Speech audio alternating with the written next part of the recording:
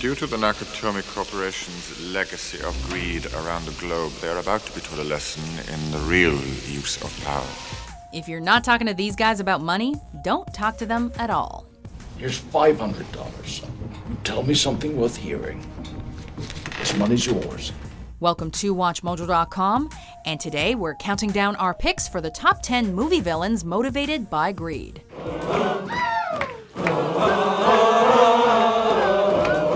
For this list, we're looking at villainous characters, even if some of them are the main characters of their respective films. This means that they don't have to be the antagonist in the films they appear in, as long as they are generally evil and motivated by greed.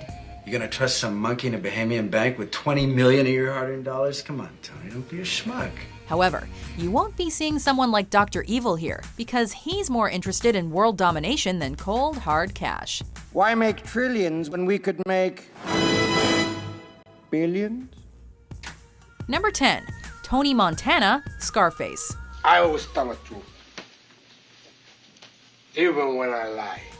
We know what you're thinking. Hey, Tony Montana isn't a villain, he's the main character. And you're right, he's an anti-hero if ever there was one. But his quest for cash and clout transformed him from a simple Cuban immigrant into an evil drug lord. Who put this thing together? Me! That's who! When Tony starts working for big-time drug kingpin Alejandro Sosa, he himself begins to deal drugs and obsessively snort cocaine. And the more money Tony earns, the more ruthless he becomes. This country, you gotta make the money first. Then when you get the money, you get the power. Then when you get the power, then you get the woman. Trying his darndest to keep his multi-million-dollar empire intact, Scarface eventually becomes increasingly paranoid, which alienates his friends and his trophy wife, and ultimately leads him to hurt those he loves the most. Can't you see what we're becoming to? We're losers. We're not winners, we're losers. Oh, and do not agree to meet his little friend. Say hello to my little friend!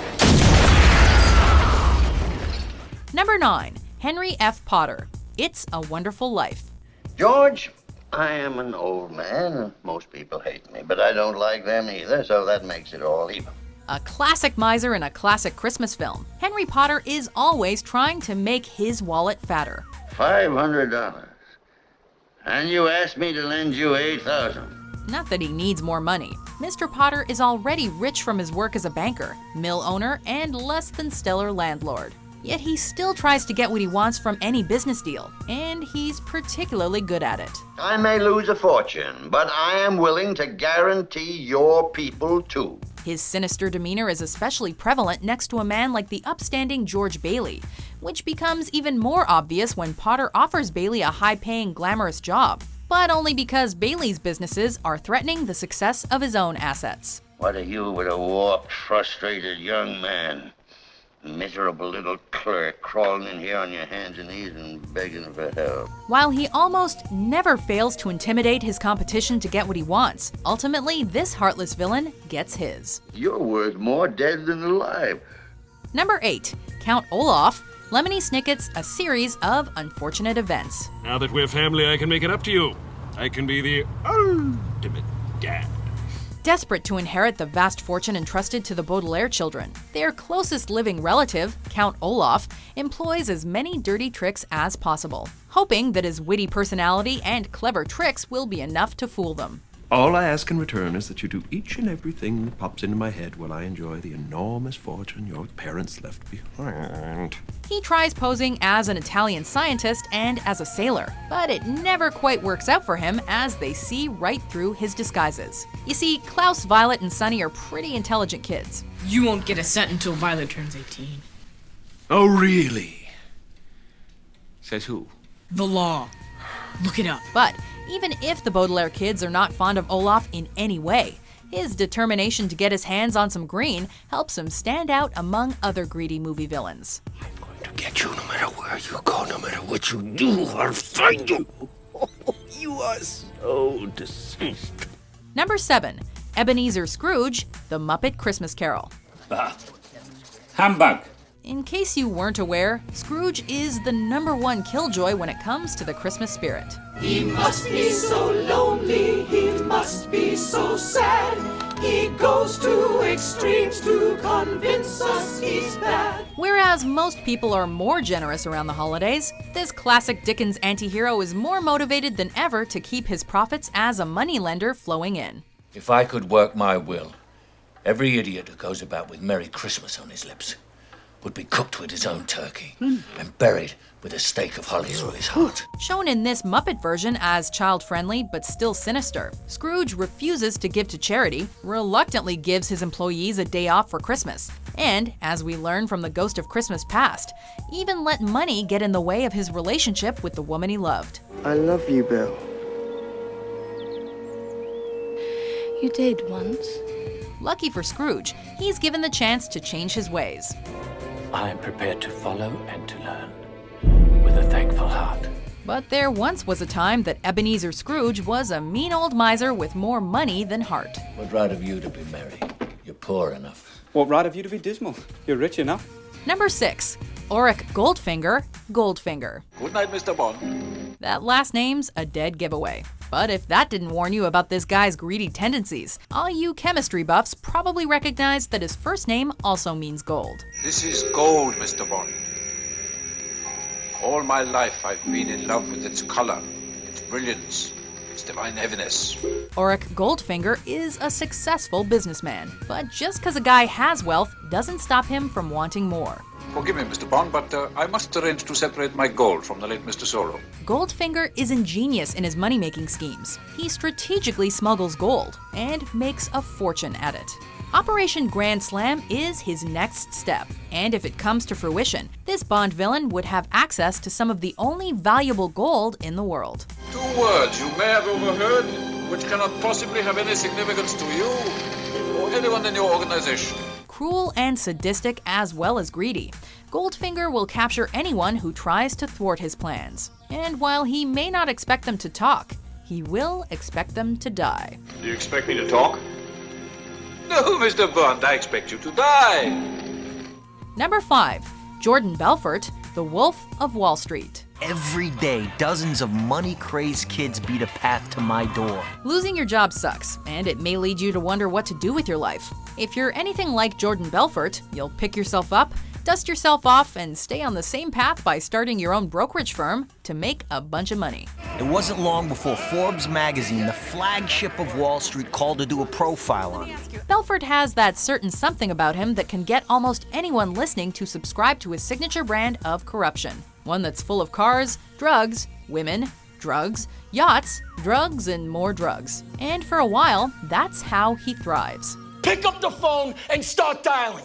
I want you to deal with your problems by becoming rich. He may consider slowing things down on his father's advice, but the money and everything it buys keep calling his name. This dude's addicted to the green. Well, the green and Quaaludes. It took 90 minutes for these little f***ers to kick in, but once they did, pow. Number 4. Hans Gruber, Die Hard. I wanted this to be professional. Efficient, adult, cooperative, not a lot to ask. Just because the guy wears a nice suit and speaks with an accent doesn't mean he's not out for dollar bills. I'm going to count to 3. There will not be a 4. Give me the code. This German mastermind sure is sophisticated, what with his use of learned quotes and all. Now I have a machine gun. Ho, ho, ho. While he may pretend to believe in a higher ideology, his ultimate goal is a lot more grounded. He's after the cash, or $640 million worth of bearer bonds. But I need the code key because I am interested in the $640 million in negotiable bearer bonds that you have locked in your vault. And the computer controls the vault. Yep, he's just your normal, everyday crook, albeit a stylish and smart one who makes stealing loads of money look like a simple hobby. But as John McClane proves, it's not the clothes that make the man, or the shoes. Happy trails, Hans. Number 3. Daniel Plainview, There Will Be Blood. I have a competition in me. I want no one else to succeed.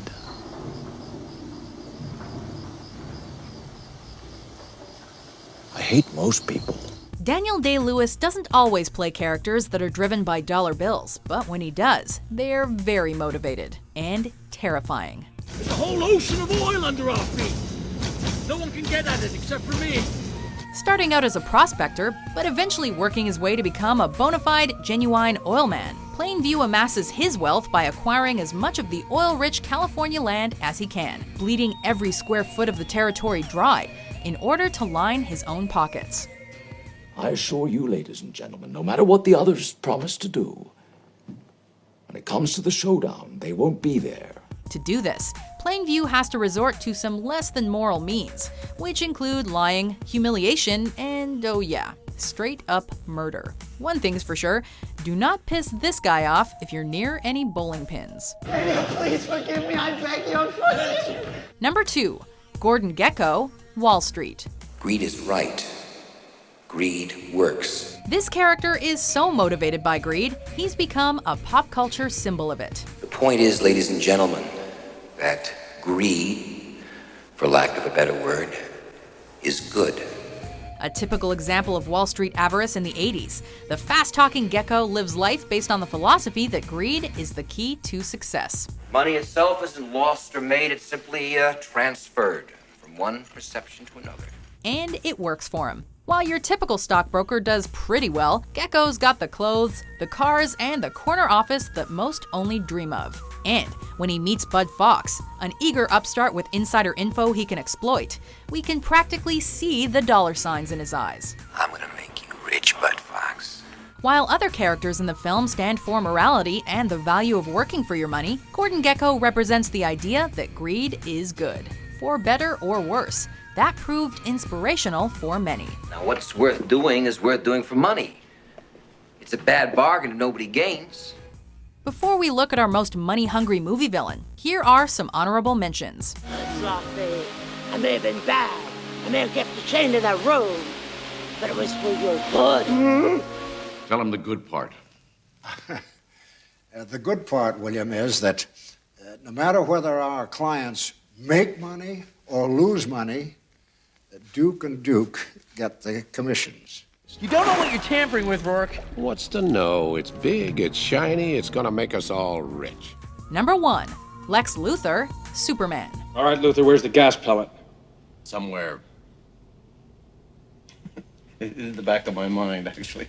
Lex Luthor in any incarnation puts up a good fight against Superman. His weapons of choice?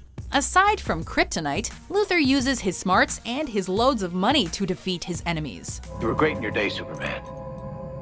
But it just stands to reason. When it came time to cash in your chips, this old, diseased maniac would be your banker. For example, in 1978 Superman, Lex plans on buying large pieces of land near the United States West Coast, so he'll make a mint on the real estate market. People are no damn good, but they will always need land, and they'll pay through the nose to get it. Remember, my father said, land. Right. It's a pity that he didn't see from such humble beginnings how I've created this empire. Well, that seems pretty reasonable, actually. Oh, that's because we forgot to mention that he also plans to sink California with a nuclear missile, so his land will ultimately become the new West Coast and will increase in value exponentially. We all have our little faults. Mine's in California. Clearly, putting innocent people in danger won't stop Lex. As long as his pockets are sufficiently lined, he's satisfied. I have to leave you now. No hard feelings. Do you agree with our list? Which movie villain do you think was the greediest? We're gonna war. For more greedy top 10s published every day, be sure to subscribe to WatchMojo.com. Mr. Daniel?